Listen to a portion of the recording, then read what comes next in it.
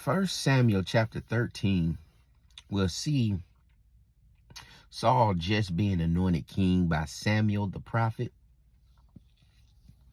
And Saul's having one of his first tests. He has the Philistines surrounding Israel. He needs to, get these folks out of the land.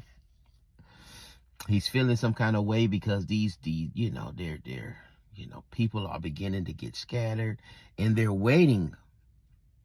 They're waiting. Very key there. They're waiting. Write that down. They're waiting on Samuel, because Samuel told them, hey, listen, before you bust a move, wait, I'll return here 7 days. Give me 7 days. I'm going to return and inquire of the Lord, what we should do. So they're waiting on a response from the Lord. They're waiting on an inquiry from the Lord. All right, that's going to come from Samuel, but they got to wait on Samuel. But at the same time, they're surrounded, and people are getting trigger hungry, and they getting scared. Really, this is what this thing is coming down to, is that they start getting scared. They start fearing the consequences, but they waited, right? The 7th day came. Saul, like, where in the world is Samuel? Where is Samuel at? Samuel's still not there. So Saul took it upon himself, well, I'm going to inquire of the Lord. I'm going to inquire of the Lord. You're going to see, throughout Saul's story, you see him doing, certain things like this before in inquiring of the Lord in desperation. He said, nah, man, I'm going to do the sacrifices. I'm finna set up altars. I'm going to do some sacrifices and some burnt offerings and I'm going to inquire of the Lord myself, man. We can't wait on Samuel. We can't wait on the prophet of the Lord. And so, soon as he did finish that burnt offering, guess who pops up? Samuel. The prophet pops up and says, man, you idiot. You foolish man. What in the world did you just do? And see, he ain't even gotta be there. That's what the prophet ain't even gotta be there. Once that sacrifice went up, it was already sick. The Lord had already told him and gave judgment to Saul.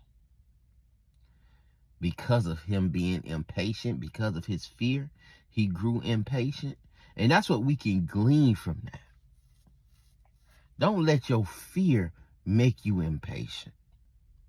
You still have to wait on the Lord.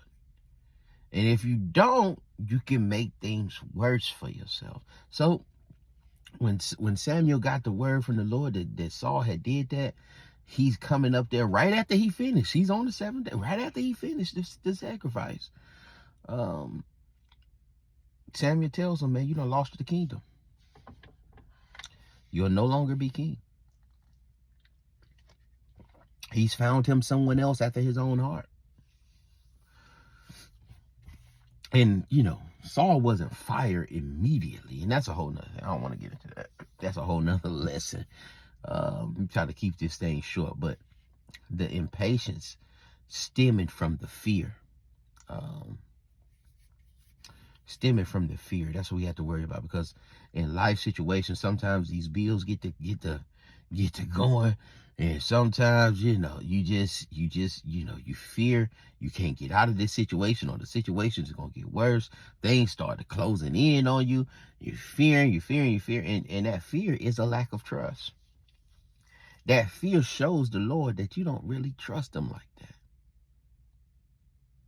You're not really giving him, take the wheel, Lord. You're not really giving him the wheel. You still want to drive. You ain't no let your will be done. Then what you worried about? If it's let your will be done, what you worried about? Whatever turn he make, why are you scared? And with that fear, we grow impatient. We try to take things into our own hands. It's the same thing that happened with Abraham and Sarah. And she grew impatient. The Lord told her he was going to give her a child, give her a man child. She becomes impatient and says, well, no, here, sleep with my servant Hagar. And he sleeps with Hagar, and then here come Ishmael. And then Hagar, and Abraham loving Ishmael and loving that child, and Sarah sitting up there jealous. She's sitting up there a little salty. And then Hagar started throwing it in her face, and then she got to kick Hagar. She wanted to get Hagar out of the house and her baby out of the house. And again, because she was not patient, she made that, and then Ishmael ends up becoming an enemy. Somebody we have to battle, but these things come with being impatient and not waiting on the Lord. And there's a plethora of verses. Psalms 37, about waiting on the Lord. Isaiah 40, I want to say 40, 31. Those that wait on the Lord, their strength shall be renewed. And that's the thing too, is that, you may be diminished a little bit. You may be, you're going to lose some oil while you're waiting. You're going to lose some strength while you're waiting. But you will be replenished.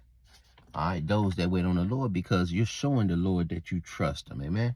I pray this thing was edifying. Y'all be blessed. We'll see y'all on the next one.